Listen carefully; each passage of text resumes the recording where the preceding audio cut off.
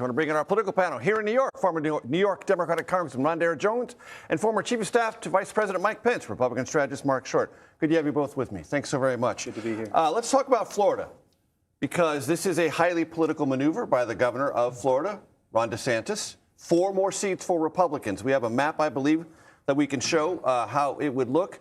This is written by the governor, the Florida Republican legislature. Look at that. That's like all red. And this is the latest tranche of the redistricting battle. Marc? Look, Democrats started this latest tranche after the midterms of 2022, trying to redistrict here in New York. I don't think there should be federal limitations on what the states want to do, Major, but I think I was actually here on your show when we started this in Texas and said I think at best this will be a wash for Republicans. I think the calculation that because Hispanics were overrun at the border in 2024, they decided to vote for President Trump doesn't mean they're going to be lifelong Republicans.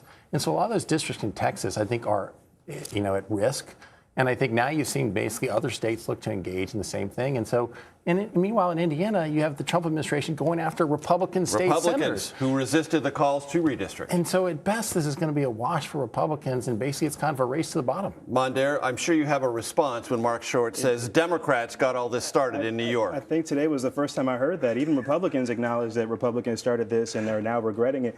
But look, well, you're a New York Congressman. You know what happened after the midterm 2022 election cycle? I certainly do. But you know what? Even in New York, a Republican judge was the one who ultimately drew the map but here. You tried to we didn't benefit from that. You tried to redraw in the middle of the cycle. When I was in Congress, we voted, Democrats, we authored and we voted for a bill called H.R. 1, which would have banned partisan gerrymandering nationwide, and we didn't get a single Republican vote to that effect. In this cycle, we saw Republicans in Texas and elsewhere redistrict in order to gain a partisan advantage, and what happened? It completely backfired.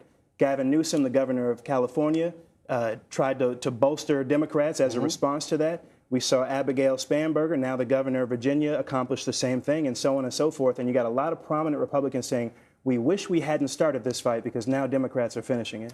I want to talk to you about the White House Correspondents' Dinner and what happened on Saturday. First, I want to show you what happened to Ronald Reagan outside the Washington Hilton Hotel in 1981. Play that. See, he's walking outside the Hilton Hotel.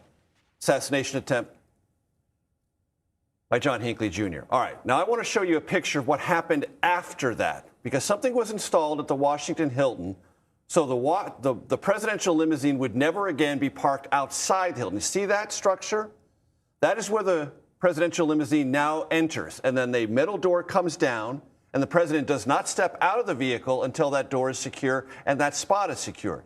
And ever since then, it has been assumed, because the president is safe, the Correspondents' Dinner and everything that goes on in that ballroom is safe. We learned this Saturday that is not always going to be the case, that there can be something threatening there. Marc, I've pretty much described this as you know it to be true. Mm-hmm. Look, I think that Secret Service does a remarkable job, Major. I think reality is that this is the 3rd attempt on President Trump's life in the last year and a half. And which I think it's dangerous today that Democrats are refusing to fund Department of Homeland Security. I think that should be done, and I think that the event, thankfully, no one else was harmed other than the one officer that was shot wearing a vest. Right, and it's always been assumed since then, because the president is secure and he gets out, that the building itself can be handled, and this event can be handled. Mondaire, your thoughts? So, a few thoughts. First of all, there's already been a chronicling of the various security failures having nothing to do with lack of funding, but rather the competence or lack thereof of the people running the Secret Service. And let's be honest, it starts at the top, the administration in charge. I mean, you know that this event did not even get the highest level of security designation. I mean, we've all been... It historically has not. This has not been an event that has been seen as something on the same level as a State of the Union address or a Super Bowl. To Marc's point, there have been 2 prior attempts on the president's life. So you think it should have been? I mean, base case, of course. On top of that, there are a number of different protocols that are dissimilar, are not the same as what has previously been the case, that would allow someone to literally check in, as in the case of this shooter, a night or 2 before, and remark, apparently in the writing that he did, according to at least one news report I read, about how easy it was to access this place. I mean, it is really astounding. And you know that the Secret Service is in the Treasury Department. And so when we talk about funding, we got to make sure that we have, I think, It used to be in the Treasury Department. It used to be in the Treasury Department. It's part of Department of Homeland Security now. Right, after 9/11. Yes. Any other thoughts, Marc, on what's going on or what you think the overall posture around the president needs to be, considering what you said about the 3 attempts? And Mondaire's criticism that maybe something is not being handled as well as it should be? I have great confidence in the United States Secret Service. I do think that we still live in an environment in which the rhetoric is incredibly too charged. And I think that that needs to be addressed by all political leaders. All political leaders? Yes. Agree, Mondaire? Look, I think that we have to bring the rhetoric down. We've seen, frankly, one of the biggest purveyors of hate speech and the incitement of violence in the president himself. I mean, this guy is someone who pardoned over 1,000 rioters and insurrectionists at the Capitol on January 6th, many of whom have gone on to commit other crimes. Look at what he said after Rob Reiner passed away. We need to bring down the rhetoric, but it starts on the Republican side.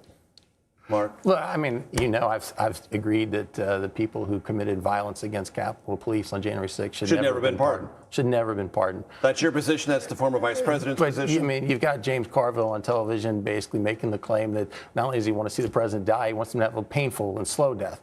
I mean, there's a lot of charged rhetoric. Really say that? He sure did, and there's a lot of charged rhetoric out there right now. And I think to say it starts with Republicans, it certainly I think has had. Let's talk about sides. something that appears to be connected, but might not be. The White House Correspondents' Dinner is a private event. It would never be held at a White House ballroom under any circumstances because it's not a White House event. It's the White House Correspondents Association's event. But this has been used as a reason for the president to say, we need the ballroom. Do we need the ballroom, Marc? I think there's 2 separate questions there. What is underneath the ballroom is incredibly sensitive, and it is something that it does protect. Has military. President. It has enormous national security sensitivity.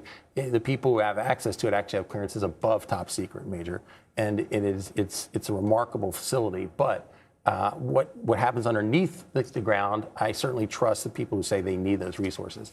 Regarding the East Wing, that belongs to the American people, and there's a process for that. I'm not questioning that ultimately there needs a new ballroom, but there's a process to go through before you unilaterally take it down. Mondaire, you get the last 25 seconds. Look, there was no conversation about this proposed ballroom as even being something that would host the White House Correspondents' Dinner. It's a distraction from the security failures of this administration that led to what happened on the night of the White House Correspondents' Dinner. And to the extent that he would do any other illegal remodeling of the White House and the property thereon, I think that is something that also should be considered, but it's not as important as how he's tanking the economy for the American people. Mondaire Jones, Marc Short, I appreciate you both. Thank you very much for coming in.